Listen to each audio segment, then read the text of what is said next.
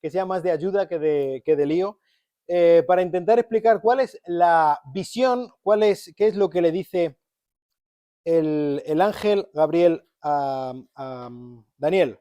Versículo 24. 70 semanas han sido decretadas sobre tu pueblo, sobre tu santa ciudad, ¿vale? 70 semanas.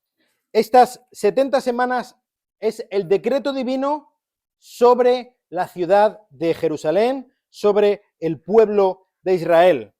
¿Qué es lo que ocurriría en estas 70 semanas? Pues, a ver si lo tengo aquí. No. Bueno, durante estas 70 semanas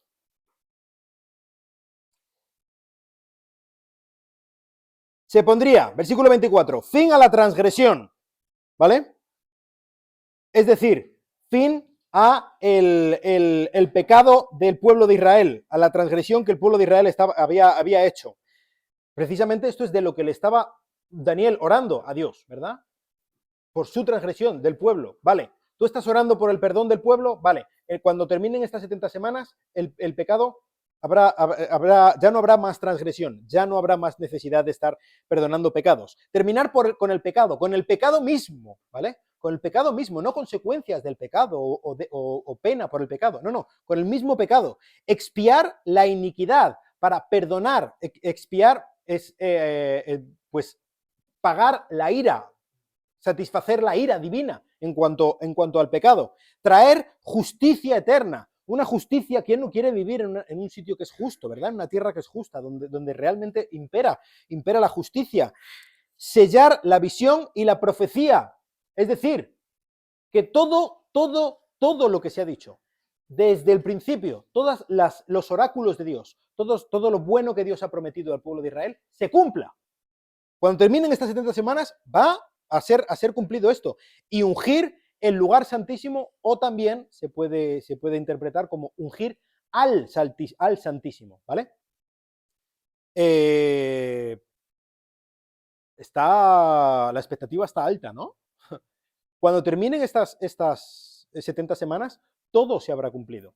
No solamente ya el pueblo de Israel no seguirá pecando, sino que ya no habrá más pecado, de hecho, en sí. Ya no habrá más necesidad siquiera de estar haciendo sacrificios en el templo, porque ya habrá sido expiado todo el pecado del pueblo. Se habrá cumplido todo lo que se ha prometido, todas las profecías se habrán cumplido, estarán en un lugar justo, y el justo o el lugar santísimo, el santísimo o el lugar santísimo habrán sido ungidos. ¿Cómo es esto? ¿De qué estás hablando, Gabriel? Es como un calendario, una cuenta atrás hasta el fin. ¿Hasta el fin de qué? Pues hasta el fin de todo lo malo y el principio de todo lo bueno. ¿Vale? Y aquí hay un croquis de este calendario profético que Dios da. Empieza, versículo 25. Has de saber y entender que desde la salida de la orden para restaurar y reconstruir a Jerusalén hasta el Mesías príncipe habrá 7 semanas. Vale, este calendario tiene un punto de partida, ¿vale? ¿Cuándo es el minuto 1 de esta cronología? Pues el minuto 1 de este cronómetro es la orden para reconstruir Jerusalén, ¿vale? ¿Cuál es esta orden para reconstruir Jerusalén? Bueno, hay varias teorías, ¿vale? Yo lo que os voy a decir lo he sacado de unos cálculos que realizó un hombre que la verdad que sabía bastante acerca de esto, ¿vale? Y parece ser que la orden de la que está hablando aquí, sobre todo porque luego habla de la reconstrucción de los muros y del fuerte, tiene que ver con la orden de reconstruir Jerusalén, pero más específicamente de reconstruir la muralla de Jerusalén. En el libro de Nehemías está esta orden, específicamente. Es la orden del emperador persa Artajerjes Longino, y sabemos exactamente cuándo fue esta orden, este edicto. El 5 de marzo del año 444 a.C., ¿vale? Este es el punto de partida. 70 semanas. ¿Qué significan estas semanas? sabemos el punto de partida. Ahora, cada uno de estas semanas, ¿qué significa? Pues lo más probable es que signifique semanas de años, ¿vale? Es decir, cada semana es un periodo, una semana de años, un periodo de 7 años. De hecho, cuando aquí dice semanas, en el original es 7, ¿vale? Entonces han sido decretados 77. ¿77 es qué? Pues 77 de años, ¿vale? Así que estamos hablando de un periodo temporal de 70 semanas de años. Y habla de que las primeras 7 semanas, es decir, 49 años, después, a ver, habrá 7 semanas y 72 semanas, ¿vale? 7 más 72 son 69 semanas, ¿vale? Cuando terminen estas 69 semanas, el Mesías príncipe será presentado, se presentará. Cuando hayan pasado 434 años, el Mesías príncipe se presentará. ¿Cuándo se cumplieron estas 69 semanas? ¿Cuándo es esta fecha en la que el Mesías príncipe sería presentado? Pues según, si queréis os digo cuál es el libro para que lo entendáis, pero no me voy a meter a hacer todos los cálculos porque la verdad es que luego diferencias entre calendario juliano, calendario lunar y tal, esto es toda una historia, ¿vale? Pero sabemos el día en el que se cumple, exactamente, precisamente, cuándo es que se cumplieron las 69 primeras semanas, 30 de marzo del año 33 después de Cristo. ¿Sabéis qué ocurrió ese día? Lucas capítulo 19.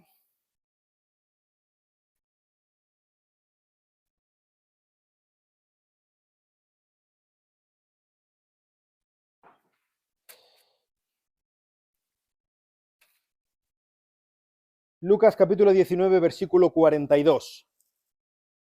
Vamos a ver el versículo 41. Cuando se acercó, al ver la ciudad, lloró sobre ella. Estamos en el Domingo de Ramos, ¿vale?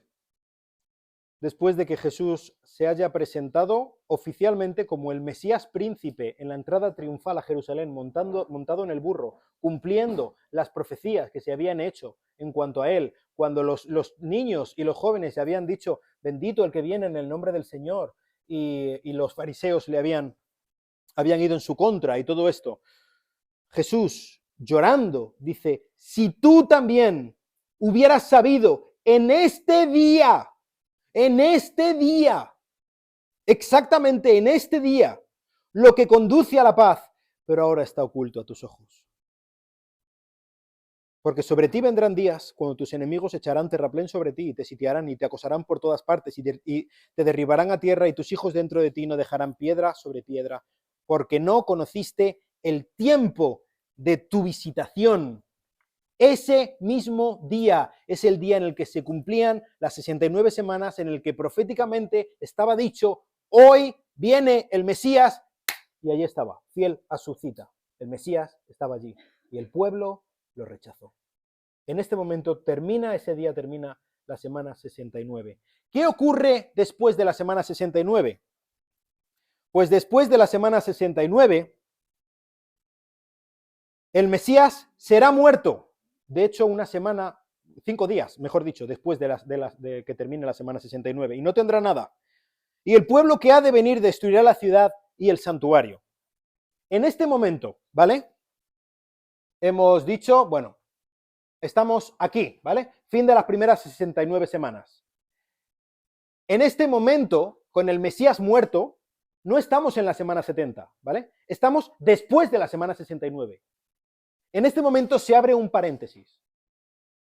Un paréntesis. Podéis llamarlo este paréntesis como queráis, el tiempo de la iglesia o alguna cosa por el estilo, ¿vale? Pero en este momento se abre un paréntesis, porque el pueblo de Israel ha rechazado a su Mesías, el Mesías largamente prometido. Así que, en este momento, el reino de Dios del que habla el libro de Daniel, viene de una manera diferente. ¿Os acordáis en el capítulo 13 de Mateo, cuando después de que los fariseos en el capítulo 12 y la nación, ellos representando a la nación de Israel, rechazan al Mesías y le dicen, tú haces milagros por el poder de Belcebú y tal. En ese momento Jesús empieza con las parábolas del reino, capítulo 13 de Mateo.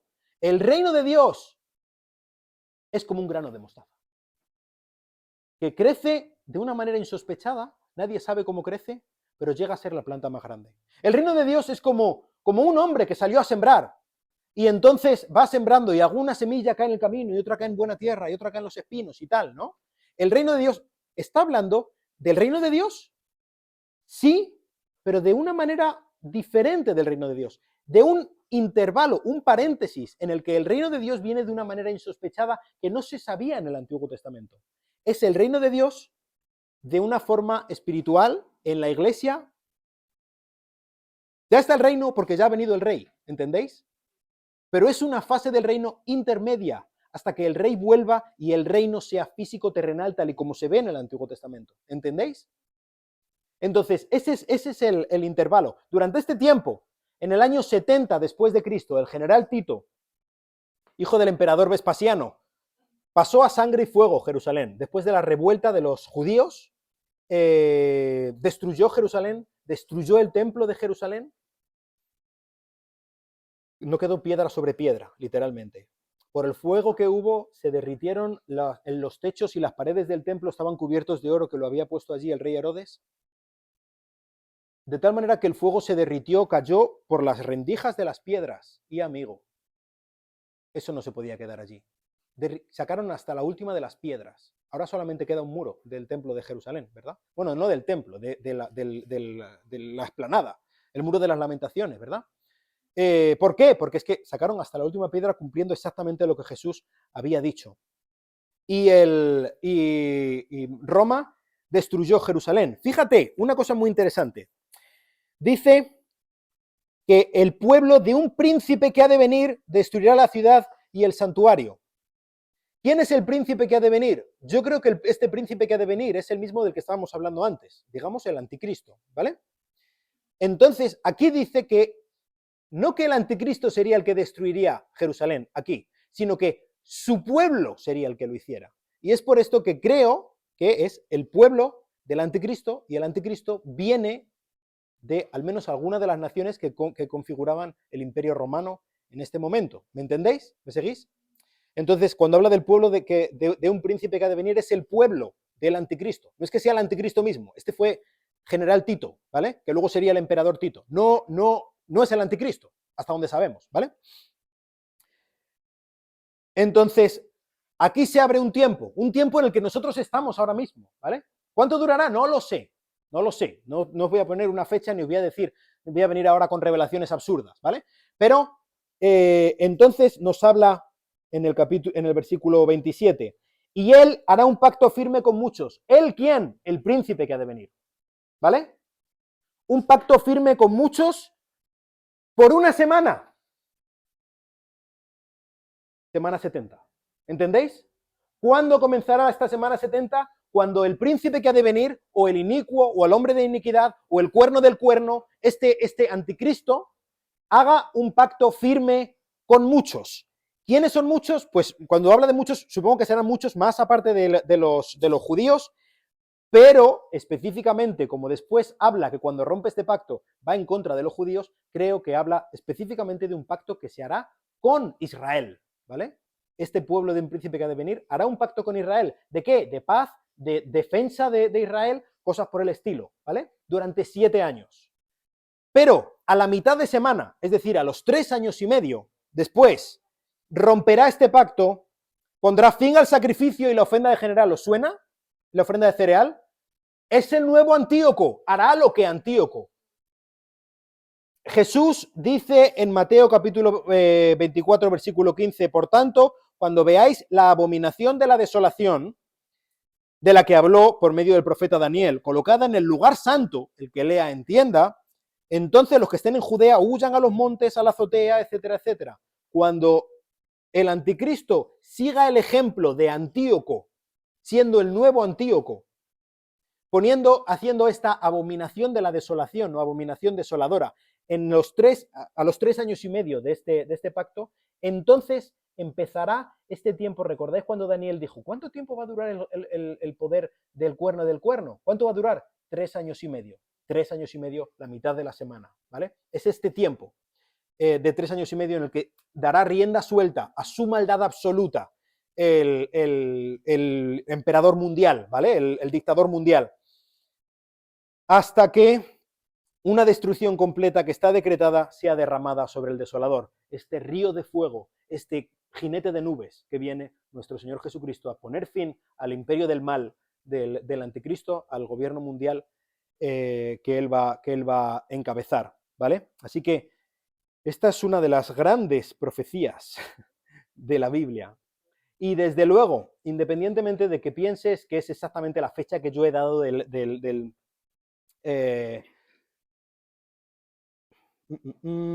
30 de marzo del 33 después de Cristo, cuando se cumple o no, hay diferentes personas que piensan otras cosas y está bien, ¿vale? Pero en cualquier caso, lo que es obvio es que se tuvo que cumplir en los tiempos de Jesús, ¿vale? Se tuvo que cumplir, obviamente.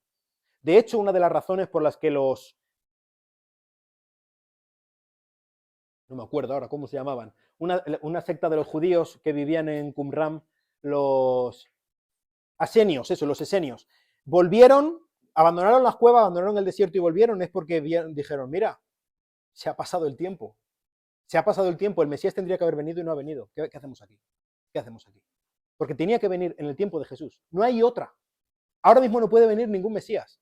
Jesús, o el Mesías tuvo que venir cuando vino Jesús. No hay más opciones. O eso, o el judaísmo es mentira. El Antiguo Testamento es mentira. Daniel se lo inventó, ¿vale? Capítulo 10.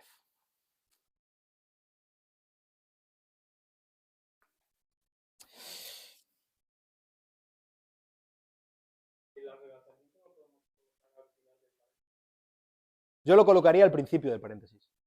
No, claro, al final del paréntesis, antes de la semana 70, eso es. Sí, sí. Hay diferentes opiniones en cuanto a eso, de nuevo, y está bien, no tengo problema con eso. Yo pienso que al principio.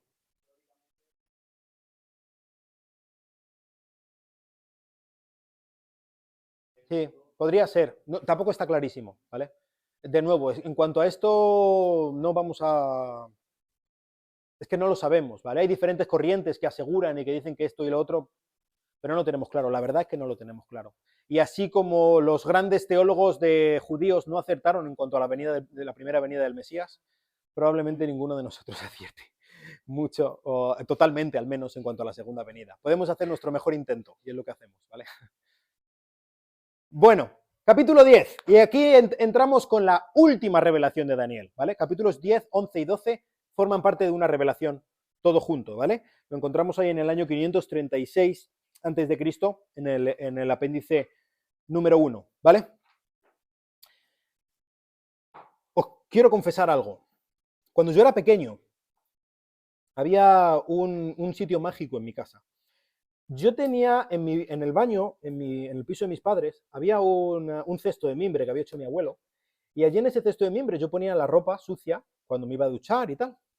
Pues ocurría algo espectacular. Yo me iba, dejaba allí la ropa, y cuando volvía, estaba en un cajón en el armario. Así, ¡fum! Era espectacular, magia, ¿no? Bueno, en el momento en el que uno sale de casa de sus padres, se da cuenta de la magia, ¿no? De en qué consiste esa magia, ¿no? Y qué es lo que ocurre por detrás, qué es lo que no sabemos. Eso es un poco lo que vamos a ver en este capítulo. Este capítulo es... Lo que vemos en todo el libro de Daniel es la cesta, el cesto mágico de mimbre de mi abuelo, o el cajón mágico del armario, como lo queráis llamar, ¿vale? Lo que vamos a ver ahora es qué es lo que hay detrás. ¿Por qué? ¿De dónde viene esa magia? ¿Vale? Así que en el capítulo 10, algo así como que se descorre un poco por el velo, el telón de fondo, y vemos un poco entre bambalinas qué es lo que está ocurriendo. Una cosa, es algo que no suele suceder en la Biblia, pero aquí lo vemos. ¿Vale? En el año tercero de Ciro, el rey de Persia, no me quiero... Rey de Persia, un mensaje fue revelado a Daniel, a quien llamaban Belsasar. El mensaje era verdadero y acerca de un gran conflicto. Él comprendió el mensaje y tuvo entendimiento de la visión. En aquellos días, yo, Daniel, Había estado en duelo durante 3 semanas completas. No comí manjar delicado, ni entró en mi boca carne ni vino, ni usé ungüento alguno hasta que se cumplieron las 3 semanas. Y el día 24 del primer mes, estando yo junto a la orilla del gran río, es decir, el Tigris, alcé los ojos y miré y aquí había un hombre vestido de lino, cuya cintura estaba ceñida con un cinturón de oro puro de Ufaz. Su cuerpo era como de berilo, su rostro tenía la apariencia de relámpago y sus ojos eran como antorchas de fuego, sus brazos y pies como un brillo de bronce bruñido y el sonido de sus palabras como el estruendo de una multitud. Y solo yo, Daniel, vi la visión, y los hombres que estaban conmigo no vieron la visión, pero un gran terror cayó sobre ellos y huyeron a esconderse. Me quedé solo viendo esta gran visión. No me quedaron fuerzas y mi rostro se demudó, desfigurándose y sin tener yo fuerza alguna. Pero oí el sonido de sus palabras, y al oír el sonido de sus palabras caí en un sueño profundo sobre mi rostro, con mi rostro en tierra. Entonces de aquí una mano me tocó y me hizo temblar sobre mis rodillas y sobre las palmas de mi mano y me dijo: Daniel, hombre muy estimado, entiende las palabras que te voy a decir y ponte en pie, porque ahora he sido enviado a ti. Cuando él me dijo estas palabras me puse en pie temblando. Entonces me dijo: no temas, Daniel, porque desde el primer día en que te propusiste en tu corazón entender y humillarte delante de tu Dios, fueron oídas tus palabras, y a causa de tus palabras he venido. Mas el príncipe del reino de Persia se me opuso por 21 días. He aquí, Miguel, uno de los primeros príncipes, vino en mi ayuda, ya que yo había sido dejado allí con los reyes de Persia. Y he venido para darte a conocer lo que sucederá a tu pueblo al final de los días, porque la visión es para días aún lejanos. Cuando habló conmigo estas palabras, volví mi rostro a tierra y enmudecí. He aquí uno semejante a un hombre tocó mis labios. Entonces abrí mi boca y hablé, y dije al que estaba delante de mí: Señor mío, a causa de esta visión me ha invadido la angustia y me he quedado sin fuerzas. ¿Cómo podrá pues este siervo de mi Señor hablar con uno como mi Señor? Porque a mí en este momento no me queda fuerza alguna, tampoco me queda aliento. Entonces el que tenía semejanza de hombre me tocó otra vez y me fortaleció.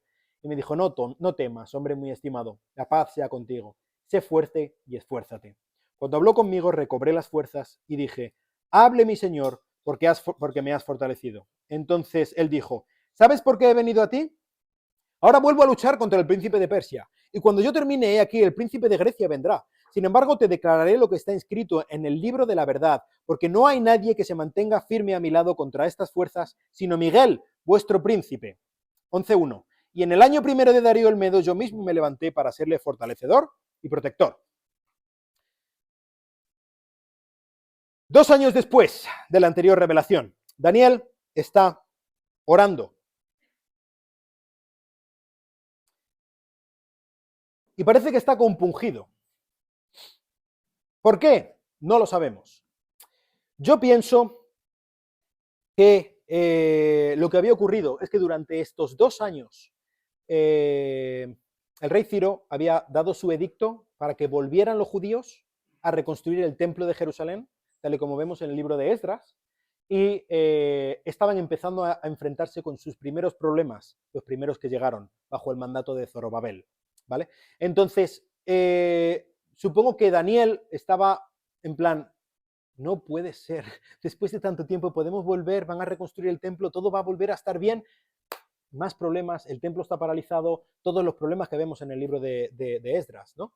Entonces, ¿cómo es esto? ¿Cómo puede ser? Y Daniel estaba intentando buscar el rostro de Dios con tanta ansia en este tiempo, que él tuvo ayuno durante 3 semanas, ayuno parcial al menos durante 3 semanas, y esto fue en el tiempo de la Pascua.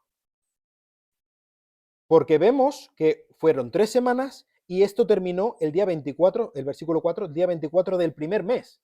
Es decir, todo el tiempo de la Pascua estuvo Daniel orando durante estas 3 semanas. Y el día 24 del primer mes, estando yo junto a la orilla del gran río, el Tigris, alcé los ojos y miré, y allí había un hombre vestido de lino, cuya cintura estaba con un cinturón de oro puro. Todas estas explicaciones que da por ejemplo, vemos muy parecido la visión de Ezequiel en Ezequiel 1, muy parecido a la visión de Juan en Apocalipsis 1. Está hablando de Dios mismo, está hablando de Dios el Hijo, yo creo, Jesucristo antes de la encarnación, ¿vale? Entonces, cuando Daniel ve esto, pues solamente lo pudo ver él, los que estaban con él no lo vieron, algo parecido a lo que ocurrió con Pablo, ¿no? El camino a Damasco. pero Daniel cayó en tierra, enmudeció y se quedó como muerto y tal. Supongo que entró en estado de shock. Él sabía, yo creo, a quién acababa de ver, y aquello para él fue bastante chocante. Y entonces le llamó, le despertó, le reanimó Gabriel, a quien ya conocía. Y entonces Gabriel le dijo, versículo 12, no temas, Daniel, desde el primer día en que te propusiste en tu corazón entender y humillarte ante tu Dios, fueron oídas tus palabras y a causa de tus palabras he venido. Desde el primer día, hace ya 21 días, 3 semanas, que Dios me mandó que viniera. ¿Os acordáis que la última vez solo tardó una oración en venir? Ahora ha tardado 3 semanas. ¿Qué ha pasado? Menudo fiestorro te has corrido, ¿no? 3 semanas, Gabriel, ¿qué ha pasado, tío? Pues Gabriel lo dice, ¿qué es lo que ha pasado? El príncipe del reino de Persia se me opuso por 21 días. ¿Qué? ¿De quién está hablando? Está hablando de Ciro. Ciro se le opuso. Ciro tenía mucho poder, pero Ciro tenía poder para oponerse, para secuestrar a un ángel de Dios. ¿Cómo se hace eso? No, no, no. ¿Quién es el príncipe de Persia? Dice Deuteronomio 32, 8 y 9. Cuando el Altísimo dio a las naciones su herencia, separó los hijos del hombre, fijó los límites de los pueblos según el número de los hijos de Dios. Quizá en vuestra versión, en vuestra traducción dice según el número de los hijos de Israel. Ahora voy a hablar un poco de esto. Pues la porción del Señor es su pueblo, Jacob es parte de su heredad. En los manuscritos más antiguos y más fiables del Antiguo Testamento, del libro de Deuteronomio, habla de los hijos de Dios, no de los hijos de Israel. Además, si nos ponemos a pensar un poco, no tiene mucho sentido, no hay ninguna razón por la que diga que separó a los hijos de los hombres, a las naciones, dependiendo de los hijos de Israel. ¿Qué tiene que ver? Además, está hablando, el hecho del que está hablando, al que está haciendo alusión, es el escenario de la Torre de Babel, cuando Dios separó a las naciones, ¿verdad? No existía Israel en ese momento. Aún quedaban varios cientos de años antes de que empezara a existir Israel. Así que es mucho más lógico que hable de los hijos de Dios. ¿Quiénes son los hijos de Dios? Por ejemplo, vemos en el libro de Job, en el capítulo 1, que los hijos de Dios van delante de Dios, se presentan allí delante de Dios, y en medio de ellos llega Satanás. ¿Quiénes son los hijos de Dios? Son seres celestiales. Son seres espirituales. Dice Hechos 17:26, Pablo, dice, habiendo determinado, hablando a los atenienses, en sus tiempos señalados y los límites de su habitación. Dios ha señalado los límites de los hombres, los límites de las naciones, los tiempos sobre los pueblos. Vemos, por ejemplo, en el Salmo 82, cómo Dios juzga a los dioses de las naciones, aunque diga ahí jueces, quizá en tu versión dice jueces, la palabra original, en el original en hebreo es Elohim, literalmente dioses, ¿vale? Dioses. Y les echa en cara, aunque vosotros decís, yo soy un Dios, tú como un hombre vas a ser echado a tierra y vas a morir como un hombre, porque habéis sido injustos con la viuda y con el huérfano, etc. Dice Isaías 24:21, el Señor castigará al ejército de lo alto en lo alto y a los reyes de la tierra sobre la tierra. ¿A dónde intento llegar con todo esto? Hay una realidad espiritual en este mundo que no vemos, pero que es muy presente y que tiene mucho poder. Y es que hay seres espirituales detrás de las realidades políticas en este mundo. Seres espirituales poderosos como para tener retenido a un ángel del Señor durante 3 semanas sin que él pudiera salir, porque lo tenían secuestrado durante estas 3 semanas. ¿Entendéis? Este precisamente era el príncipe de Persia y dice que después de mí vendrá el príncipe de Grecia. ¿Cuál fue la nación que vino después de Grecia? Después de Persia, Grecia, ¿verdad? Entonces, aquí hay una guerra espiritual, aquí hay una batalla mucho más grande de lo que podemos entender, ¿vale? Estamos metidos en una guerra mucho más grande que nosotros mismos. Y aquí es un poco, como digo, que se descorre un poco el velo. Hay entidades espirituales al frente de las naciones, como ocurre hoy en día. Hay entidades perversas, es por eso que Pablo dice, nuestra guerra no es contra carne ni sangre, es contra principados, potestades. Entonces, nuestra guerra, hay un mundo espiritual ahí fuera, que no podemos entender, pero que está ahí, que está ahí. Y allí estuvo Gabriel, secuestrado, hasta que vino Miguel a liberarlo, en una misión de rescate angelical. Pues así fue, así es como nos lo dice la Biblia. Entonces, es más, ¿os acordáis lo que ocurrió el primer año de Darío el Medo? El capítulo 11, el versículo 1. Dice, el primer año de Darío el Medo yo mismo me levanté para serle fortalecedor y protector. En este momento, hacía 2 años, en el primer año del gobierno de Darío, en Babilonia, Gabriel ayudó a Miguel en este caso. Este año fue un año potente, ¿vale? Conquista de Babilonia, cumplimiento de los 70 años, Ciro deja que vuelvan, cumplimiento de las profecías, cae Babilonia, se levanta Persia, las bestias, todo esto, ¿no? Daniel recibió su profecía, entonces mucho estaba ocurriendo en a ras de suelo, en el mundo físico terrenal estaba ocurriendo. Pues también había mucho movimiento y revuelo en el mundo espiritual, y aquí nos lo está diciendo el profeta, nos está diciendo específicamente el ángel Gabriel, ¿vale? Entonces, todo esto para decir, este es uno de esos momentos en los que se descorre un poco la cortina y vemos que detrás hay mucho más de lo que vemos, ¿eh? Hay mucho más. Y es muy real, aunque no lo veamos, pero es muy real. Ahora, mucho más poderoso es el que está en nosotros que el que está en el mundo. Así que no debemos preocuparnos. Esta realidad es bien cierta, es bien real, pero el Altísimo es el que sigue gobernando sobre los reyes, sobre los reinos de la tierra. Él es el que tiene la última palabra, ¿vale? Y su juicio es inexorable, como hemos estado viendo. Capítulo 11.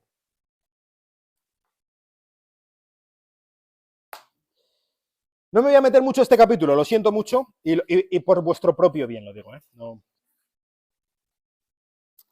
¿Por qué? Porque tengo los 3 últimos apéndices, son exclusivos de este capítulo, ¿vale? Este capítulo es brutal, ¿vale? Brutal, tan aburrido como brutal, las dos cosas. Es posible que sean las dos cosas. Es la misma revelación, como digo. Le dice Gabriel, te voy a mostrar lo que está escrito en el libro. ¿Cuál es el libro este del que está hablando? Pues probablemente un registro histórico de lo que va a ocurrir. Histórico no, profético más bien, ¿no? De lo que va a ocurrir. Y entonces se lo dice. Se lo dice y se lo dice. Muchas veces tenemos la impresión, esta es una de esas mentiras que compramos al mundo, que la religión no tiene mucho que ver con la vida real, ¿no? Que, pues, por ejemplo, no tenemos que hablar de religión con nadie, porque cada uno puede tener sus propias creencias, igual que cada uno puede tener el fondo de pantalla del móvil que le dé la gana, ¿no? Pues lo tienes tú y ya está. Esto es una de esas cosas en las que tú simplemente haz lo que te apetezca, pero no porque sea verdad o no. Porque la religión tenemos que seguirla no porque sea verdad. Bien, pues el cristianismo es verdad. ¿Vale? Entonces, sí es verdad que el cristianismo nos da esperanza, nos ayuda a dormir por las noches, nos da calentito en el corazón, nos ayuda a poder tener esperanza cuando nos enfrentamos a la muerte o la enfermedad, por ejemplo, ¿no? ¿Qué duda cabe? Eso es cierto.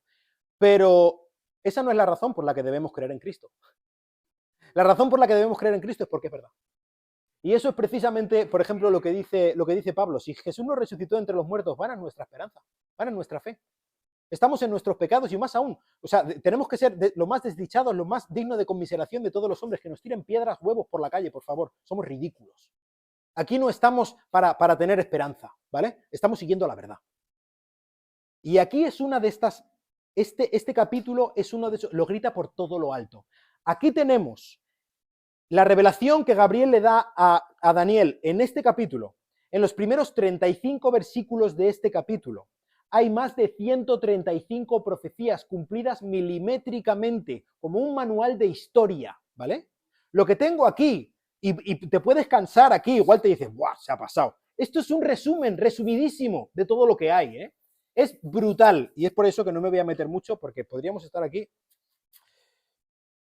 Pero, ¿qué es básicamente lo que le dice? Por un lado, lo que tenemos ahí en el apéndice 3, versículos 2 al 4, nos habla de lo que va a ocurrir en Persia y en Grecia, ¿vale? Lo que aún queda. Acaba de entrar Persia. Daniel está ahora mismo al principio del gobierno de Persia, ¿vale? ¿Qué va a ocurrir? Pues le dice, se levantarán 3 reyes más en Persia. Cambises, que es el hijo de Ciro. Hay más reyes aquí en medio, ¿vale? Entonces estos son los más importantes, ¿vale? No, yo creo que cuando dice 3 reyes, habla de 3 reyes importantes, no es una lista exhaustiva como muchas veces pasa en la Biblia, ¿vale? Un cuarto rey obtendrá muchas más riquezas que todos ellos, Jerjes, ¿vale? El gran Jerjes. Jerjes es el rey más poderoso de Persia. Pero él empezará una guerra, él la empezará. Las guerras médicas, no sé si habéis oído hablar con ellas, contra los griegos. Él empezará a atacar a los griegos. Se llaman las guerras médicas no porque lucharan ginecólogos contra pediatras, ¿vale? Sino porque estaban los medos, ¿vale? Los medos y los persas. Entonces esto terminará, estas guerras médicas las inicia él, pero terminan un tiempo después, cuando Alejandro Magno dice, sí, pues os vais a enterar. Unifica todas los reinos de Grecia y ataca, como hemos estado diciendo, aplasta a los persas, ¿vale? Y habla de lo que ocurrirá con Alejandro, la división de su reino, el asesinato de sus hijos para que sus generales se dividan el imperio. Bueno, a partir del apéndice 4 nos habla, cuando lo hayáis leído, probablemente estos capítulos que leéis los versículos en diagonal, ¿no? Porque es un montón de cosas y el rey del norte y el rey del sur y atacará y vendrá con riquezas y entonces aquí un pacto matrimonial de esto y con la otra. ¿De qué está hablando? ¿De qué está hablando? Pues está hablando de cosas muy específicas que de verdad ocurrieron así. Aquí tenéis un poco, no demasiado, pero un poco pormenorizado de qué está hablando cada una de las afirmaciones en estos versículos. Cuando habla del reino del norte y del reino del sur, está hablando del reino de los selyúcidas de Persia, que hablábamos antes de Antíoco, es uno de ellos, y el reino del sur es Egipto, ¿vale? Es de eso de lo que está hablando. Cuando habla el rey del norte y el rey del sur, está hablando de esos dos imperios, ¿vale? Si os dais cuenta, ¿cuál es el campo de batalla de los dos? Es Israel. Entonces ahí lo tenemos, ¿vale? Es por eso precisamente que habla de estos dos reinos, el reino del norte y el reino del sur, ¿vale? Y aquí habla de un montón de cosas, líos de faldas, hijos que tienen uno con otro y traiciones y que si yo te mato y tu hijo se venga y cosas por el estilo, aquí lo tenéis, ¿vale? No me voy a meter muchísimo en esto porque es que tampoco tenemos tiempo. Alguna de las cosas que quiero subrayar.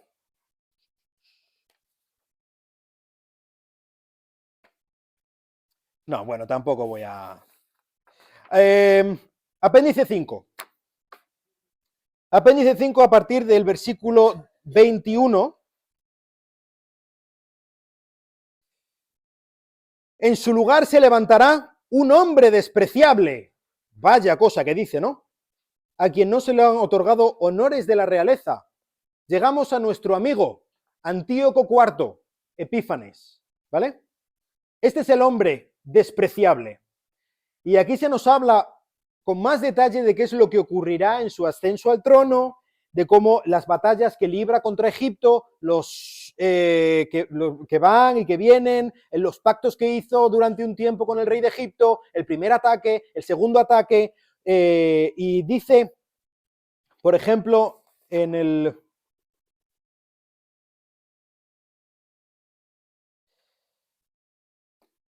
Cuando está hablando ahí en la segunda página de este anexo, cuando dice en Daniel 11, del 29 al 30, volverá y entrará en el sur. Antíoco lanza una ofensiva contra Egipto, 168 a.C., pero esta vez no resultará como la primera, porque vendrán contra él naves de Kitim y se desanimará. Cuando habla de Kitim, literalmente es Chipre, ¿vale? Pero Chipre es como una representación de todo el mar Mediterráneo más occidental. Para ellos Chipre, aunque para nosotros está en el oriente, para ellos era occidental, ¿vale? Entonces se está hablando de Roma, ¿vale? Ahí está hablando de esto que decíamos, de este legado de Roma, Popilio Lenas, enviado del Senado, que le lleva esta notificación: si pasas, si sales de este círculo, estarás en guerra con el Senado de Roma y tal. Entonces, es en este momento también cuando empieza a asomar la patita Roma, ¿vale? Antíoco vuelve a Jerusalén. Dice el versículo 11, en el capítulo 11, versículo 30b, volverá, se enfurecerá contra el pacto santo, actuará contra él. Es el mismo personaje, haciendo lo mismo que hemos estado diciendo antes, aquí un poco más pormenorizado, ¿vale? Tenemos algunas cosas más. Versículos 33 al 35. Los entendidos entre el pueblo instruirán a muchos. Había un pequeño remanente incluso en este tiempo, encabezado por Matatías y sus hijos, los macabeos, como estábamos diciendo antes, durante muchos días caerán a espada y fuego en cautiverio y despojo. Cuando caigan recibirán poca ayuda, muchos se unirán a ellos hipócritamente. También algunos entendidos caerán, a fin de ser refinados, purificados, emblanquecidos hasta el tiempo del fin, porque aún está por venir el tiempo señalado. Versículo 35. A partir del versículo 36, todo esto, aquí hay decenas de profecías que se cumplen escrupulosamente en Antíoco, pero a partir del versículo 36, la cosa cambia.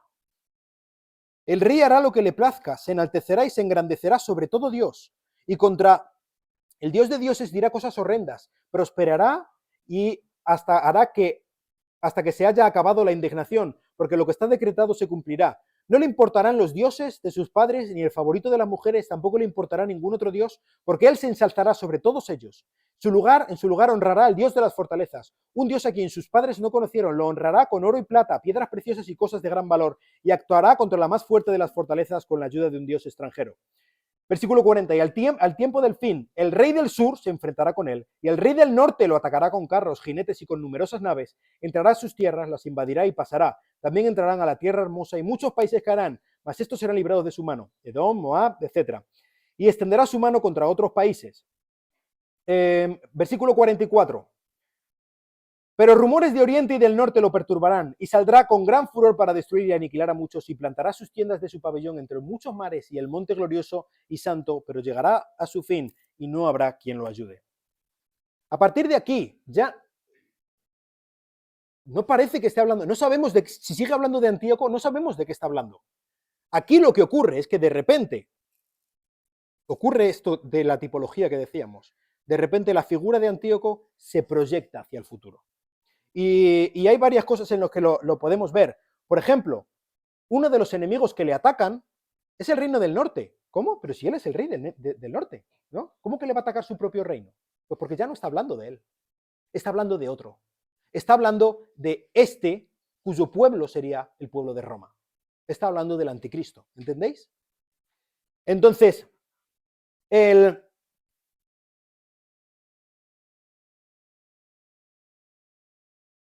lo que ocurre a partir de aquí habla del carácter del anticristo. ¿Cómo será su carácter? Pues él llevará hacia adelante su voluntad, versículo 36, parecerá que vence con todo, que no hay nadie que pueda hacerle frente, prosperará oponiéndose incluso a Dios, será la persona más blasfema de toda la historia. Dice 2 Tesalonicenses 2:4 que él se opone y se levanta contra todo lo que se llama Dios o es objeto de culto, tanto que se sienta en el templo de Dios, como Dios, haciéndose pasar por Dios. No es que como Antíoco quiere imponer a los dioses griegos, no, es que dice yo soy Dios. Yo. ¿Renegará de los dioses de sus padres? Pues si viene del Imperio Romano, ¿quién podría ser los dioses de sus padres? Quizá está hablando de alguien que viene de una familia cristiana. Perfectamente, porque de donde viene el Imperio Romano es históricamente cristiano, ¿no? ¿Podría ser alguien que viene quizá de nuestra iglesia? Ay, por favor. Además habla de que se rebelará contra el favorito de las mujeres. El favorito de las mujeres está hablando del Mesías, porque todas las mujeres querían ser la madre del Mesías. Entonces, en su lugar honrará al Dios de las fortalezas, un Dios militar, un Dios marcial, ¿no? Entonces, él basará su fuerza en el poder militar, en la fuerza bruta, ¿vale? Y es en este momento que hace el pacto de la semana 70 con Israel. Y a partir de aquí empieza no lo que se llama en Apocalipsis la batalla de Armagedón, sino más que una batalla, es una campaña, toda una guerra, ¿vale? Porque hace el pacto con los israelitas.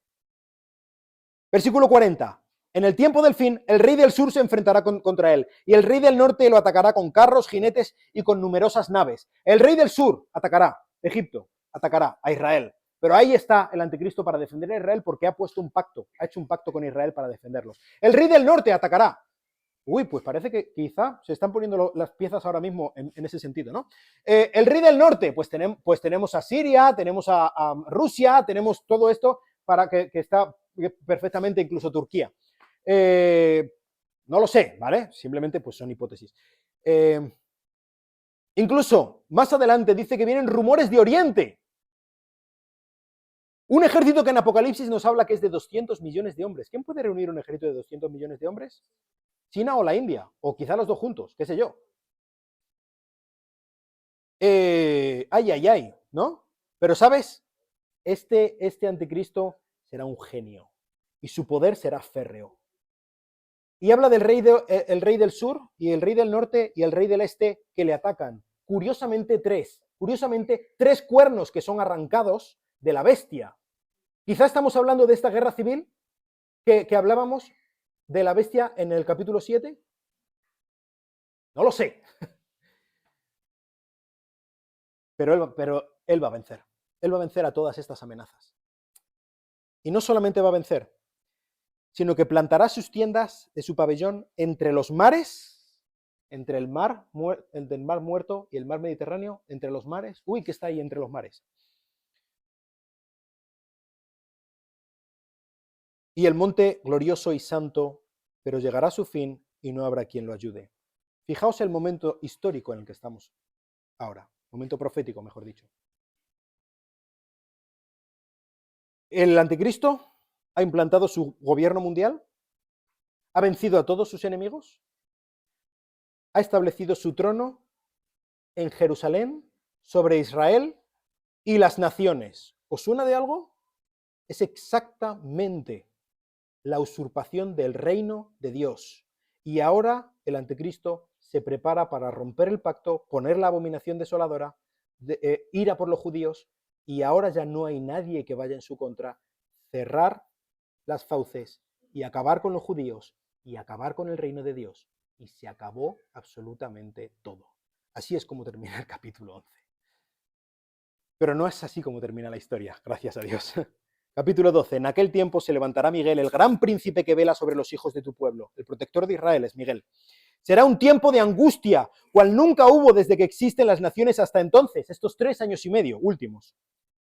Y en este tiempo tu pueblo será librado, y todos los que se encuentren inscritos en el libro, y muchos de los que duermen en el polvo de la tierra despertarán. Unos para vida eterna y otros para ignominia, para el desprecio eterno. Los entendidos brillarán como el resplandor del firmamento, y los que guiaron a muchos a la justicia como las estrellas, por siempre jamás. Pero tú, Daniel, guarda en secreto estas palabras y sella el libro hasta el tiempo del fin. Muchos correrán de acá para allá y el conocimiento aumentará. Entonces yo, Daniel, miré y aquí. Otros dos estaban de pie, uno a este lado del río y el otro al otro lado del río. Y uno de ellos dijo al hombre vestido de lino que estaba sobre las aguas del río: ¿para cuándo será el fin de estas maravillas? Y oí al hombre vestido de lino que estaba sobre las aguas y el río, que levantaba su mano derecha y su mano izquierda al cielo. Juró por aquel que vive para siempre, que será por un tiempo, tiempos y la mitad de un tiempo. Y cuando se termine la destrucción del poder del pueblo santo, se cumplirán todas estas cosas. Yo oí, pero no pude entender. Entonces dije: Señor mío, ¿cuál será el resultado de estas cosas? Y él respondió: anda, Daniel, porque estas palabras están cerradas y selladas hasta el tiempo del fin. Muchos serán purificados, emblanquecidos y refinados. Los impíos procederán impíamente, y ninguno de los impíos comprenderá, pero los entendidos comprenderán. Y desde el tiempo en que el sacrificio perpetuo se ha abolido y puesta la abominación de la desolación, habrá 1290 días. Bienaventurado el que espere y llega a 1335 días. Mas tú sigue hasta el fin, descansarás y te levantarás para recibir tu heredad al final de los días. En este momento de nuevo se descorre la cortina y podemos ver que justo cuando se va a acabar todo, dice en el versículo...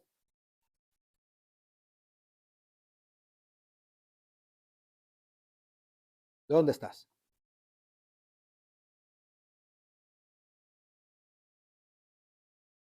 Bueno. Que será justo cuando los judíos hayan terminado con toda su esperanza. Es decir, Dios esperará, o más bien, mejor dicho, los judíos esperarán hasta que ya no les quede nada, hasta que ya estén de rodillas y con la espada a punto de clavárseles, cuando ya no les quede nada para clamar a Jesús. Como Jesús dijo: no me volveréis a ver, hasta que no digáis: bendito el que viene en el nombre del Señor. Y es por eso precisamente que la paz para la que debemos orar en Israel no es una paz física, porque de nada sirve ejércitos y exterminios de Gaza, ni nada por el estilo, cúpulas de hierro, no sirven para nada. La única paz se llama Jesucristo. Esa es la paz para Israel y no hay otra.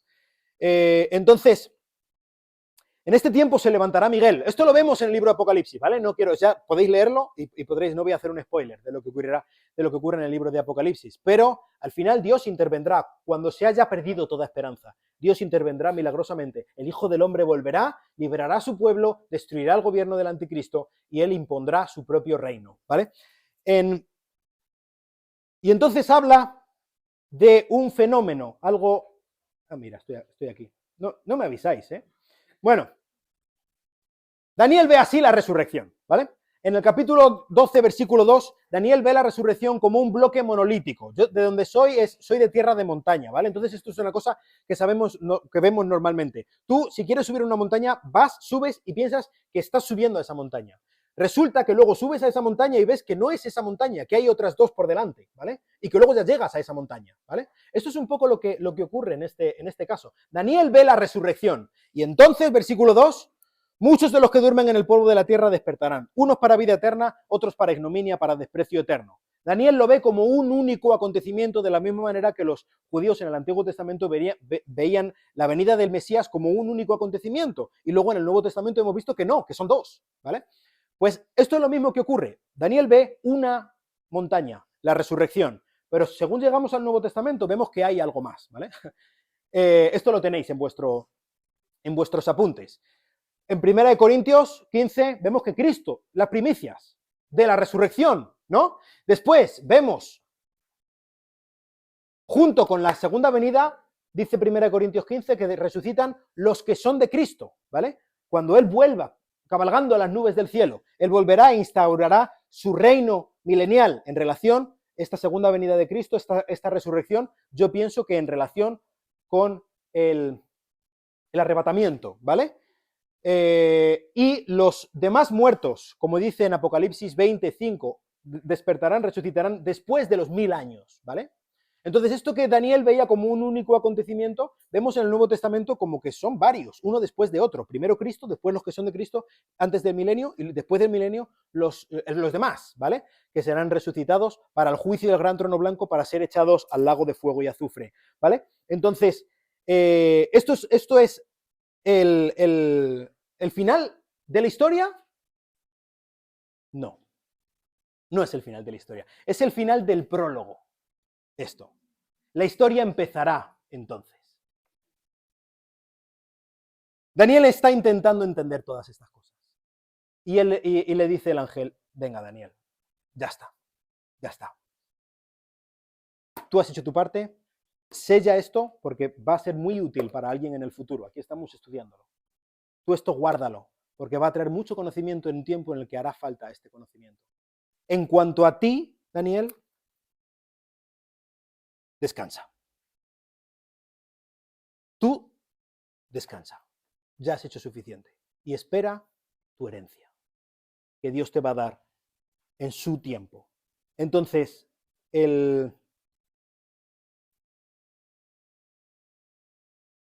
la muerte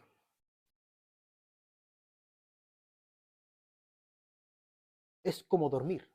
Muchas veces en la Biblia se lo llama dormir. Y lo que aquí dice, despertarán. ¿Despertarán por qué? Porque estaban dormidos. Porque la muerte no es el final. Y eso es algo espectacular. Y nuestro futuro, sí, cuando muramos, nuestra alma irá al cielo. Pero eso es algo transitorio, ¿eh? Porque nuestro cuerpo va a resucitar. Igual que el cuerpo de Cristo resucitó, el nuestro resucitará. Igual que su tumba está vacía, la nuestra lo estará. Eso está claro.